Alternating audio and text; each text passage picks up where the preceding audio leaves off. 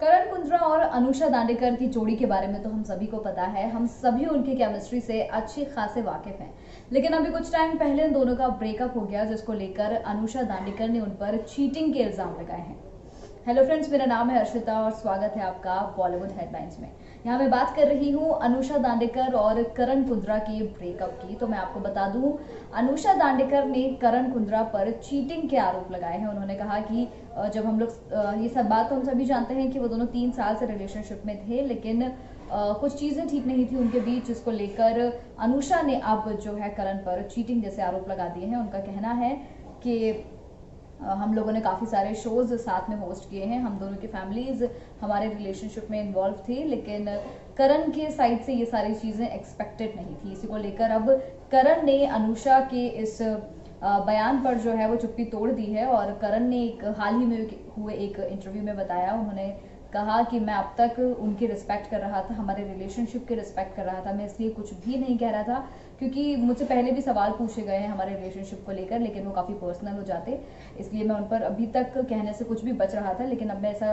कहना चाहूँगा कि मेरे इसके पहले भी जितने रिलेशनशिप रहे हैं, मेरे जैसे उन्होंने कहा कि कृतिका कामरा के साथ जब उनका रिलेशन था, अगर मैं ऐसा ही होता, अगर मैं चीटर ही होता, तो क्यों कृतिका ने मुझ पर चीटिंग का आरोप नहीं लगाया, या क्यों किसी और ने मुझ पर चीटिंग का आरोप नहीं लगाया जो मेरी एक्स रह चुकी हैं, क्यों उनको मुझसे इस तरह की कोई शिकायत नहीं थी, क्यों सिर्फ अनुषा को मुझसे ये शिकायत मिली, और क्यों उन्होंने तो साथ में ये भी कहा है कि अनुषा का ये आरोप सरासर गलत है। ऐसी चीटिंग जैसी कोई बात करण की साइड से की ही नहीं गई है, चीटिंग जैसा कोई कदम करण की तरफ से नहीं उठाया गया है। इसके साथ ही वो कहते हैं कि अब तक मैं चुप था तो सब कुछ ठीक था, लेकिन अभी हम देख रहे हैं कि ये रिश्ता क्या कहलाता है। हमें करण कुंद्रा का रोल, एक बड़ा रोल उनको मिला है, रणवीर के कैरेक्टर वो प्ले करेंगे, रणवीर का कैरेक्टर प्ले करेंगे। तो इसको लेकर वो कहते हैं कि अब तक चुप थी, लेकिन जैसे ही उन्हें मिला, उन्होंने देखा कि मुझे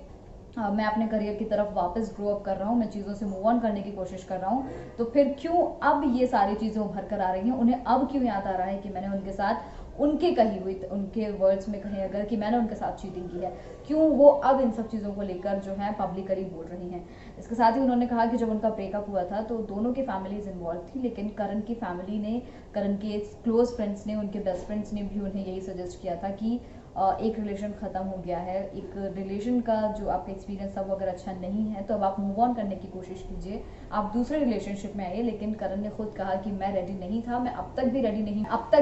नहीं हूँ किसी और रिलेशनशिप के लिए, क्योंकि मैं अभी भी उनके रिस्पेक्ट करता हूँ, मैं अभी भी अपने प्रीवियस रिलेशनशिप की रिस्पेक्ट करता हूँ।